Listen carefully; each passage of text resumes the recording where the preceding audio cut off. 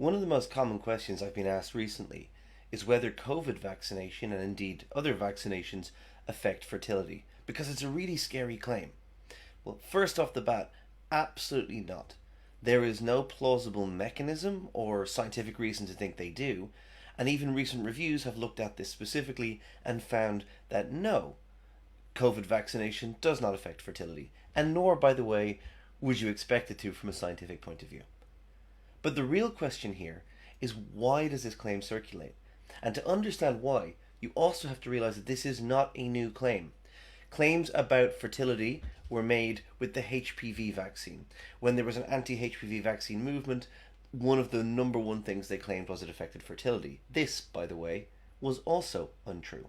And if you go back through the histories of different vaccine introductions, you see the same claim popping up. It's never substantiated, it's never true, but it pops up ad nauseum, constantly, again and again.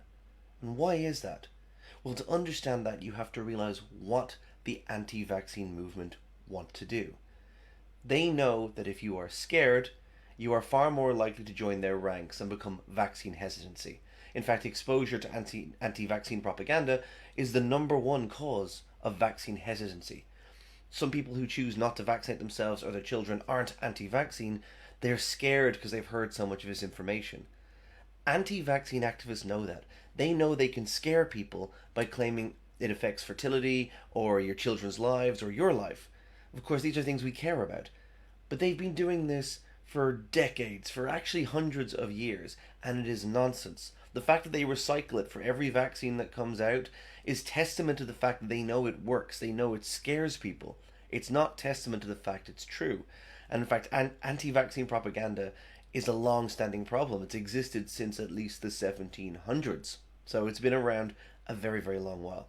And these kind of attempts are nothing new. And in fact, anyone trying to sell you these claims is either inadvertently sharing age-old anti-vaccine propaganda or is themselves an anti-vaccine activist and should be entirely disregarded on matters of health. And again, if you have any concerns or fears, talk to your doctor, talk to your pharmacist, talk to your healthcare providers, your nurses, your midwives, your gynecologists, your pediatricians, and they'll all tell you the same thing, that this stuff is nonsense. And please don't be afraid to get life-saving vaccines like the HPV vaccine or the COVID vaccine, and don't be put off by this absolute nonsense. The history of the anti-vaccine movement, by the way, is fascinating and really grim because we're seeing a resurgence of it now. I write a lot about it in my book. If you're interested in going that direction, I won't go into the too much details here on the ideology behind it. But the point is that this stuff is very toxic and very much repeated a lot of the time. So please be aware that there's much nonsense about this and not to fall victim to it, because that's exactly what they want.